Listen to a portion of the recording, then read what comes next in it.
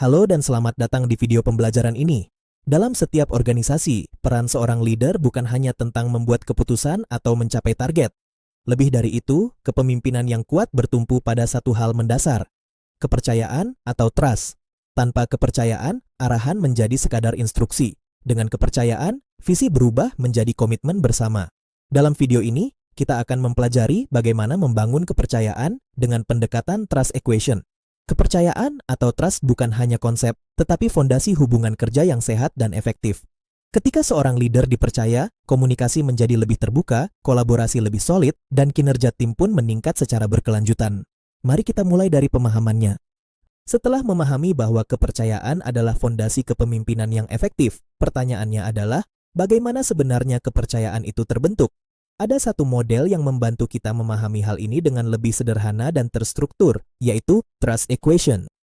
Trust Equation adalah model yang dikembangkan oleh Charles H. Green dalam bukunya The Trusted Advisor.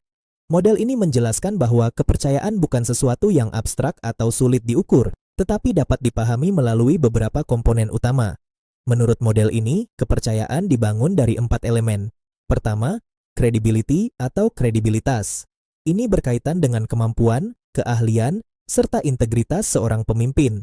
Apa yang kita katakan harus didasarkan pada kompetensi dan nilai yang jelas.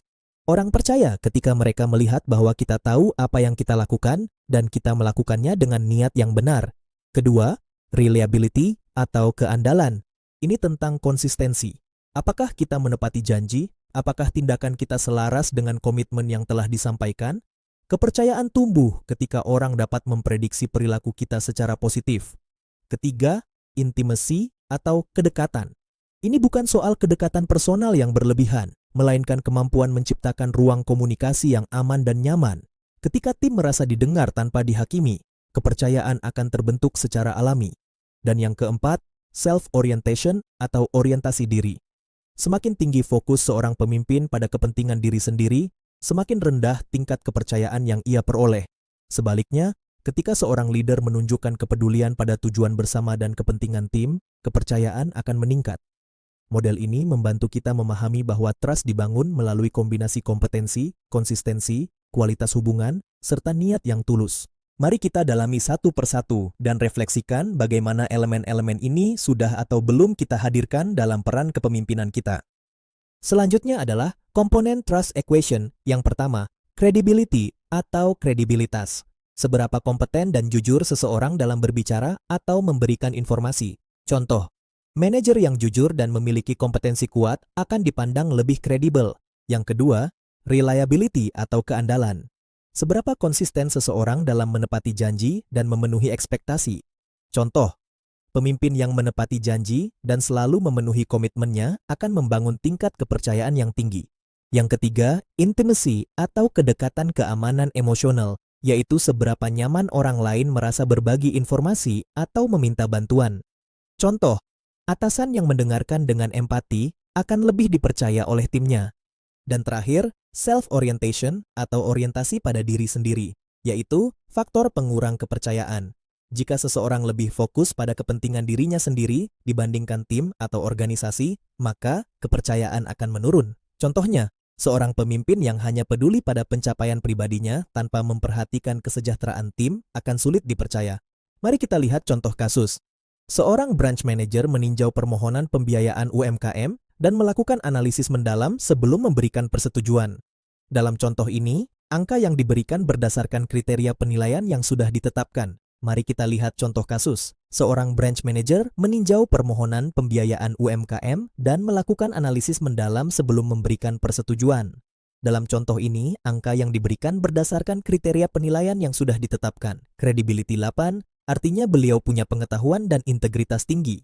Reliability 9, artinya beliau selalu mengikuti prosedur dan keputusan konsisten. Intimacy 7, artinya nasabah nyaman berdiskusi dengannya.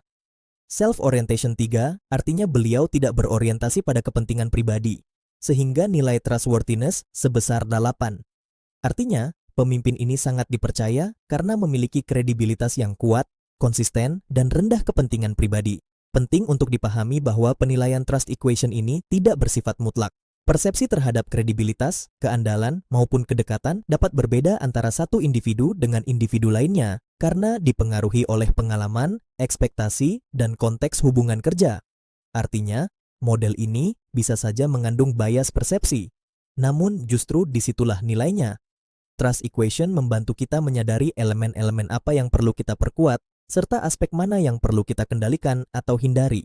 Model ini bukan untuk memberi label, melainkan sebagai alat refleksi. Ia mengingatkan kita untuk terus meningkatkan kompetensi dan konsistensi, membangun hubungan yang aman dan terbuka, serta mengelola orientasi diri agar tidak terjebak pada kepentingan pribadi. Dengan cara itulah, kepercayaan dapat dibangun secara lebih sadar, terarah, dan berkelanjutan. Terima kasih telah mengikuti video ini hingga akhir.